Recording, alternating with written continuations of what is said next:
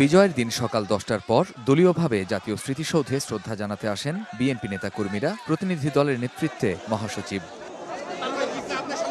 প্রচণ্ড ভিড়ে হঠাৎই অসুস্থ হয়ে পড়েন মির্জা ফখরুল। পরে তাকে দ্রুত নেওয়া হয় সাভার সিএমএইচে।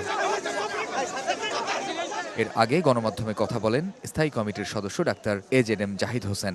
জাতীয় নির্বাচনের সম্ভাব্য দিনক্ষণ ঘোষণাকে স্বাগত জানিয়ে তিনি বলেন, দেশে কবে ভোট হবে সে সিদ্ধান্ত নেবে জনগণ। প্রধান উপদেষ্টা তো 4 মাস যাবৎ বলার পরেও আজকে যেহেতু উনি এই কথাটি বলেছেন, এই জন্য ধন্যবাদ দিতেই হয়। বাট তারপরেও আমরা বলবো, যত প্রলম্বিত করবেন সমস্যা তত দীর্ঘায়িত হবে।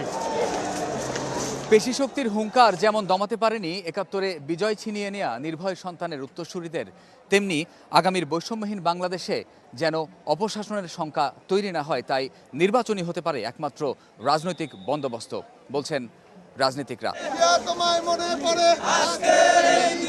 এদিন বিএনপির প্রতিষ্ঠাতা জিয়াউর রহমানের সমাধিতে শ্রদ্ধা জানাতে চন্দ্রিমা উদ্যানে যান নেতাকর্মীরা। নির্বাচন নিয়ে প্রধান উপদেষ্টার বক্তব্যকে স্বাগত জানান দলের জ্যেষ্ঠ নেতা মির্জা আব্বাস।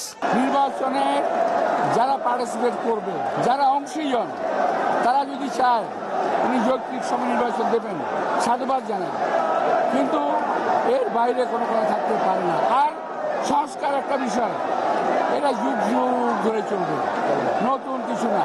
দেশে গণতান্ত্রিক পরিবেশ ফিরলে মানুষের স্বস্তি মিলবে বলেও মত বিএনপি নেতাদের। কামরুজ্জামান মামুন, সময় সংবাদ, ঢাকা।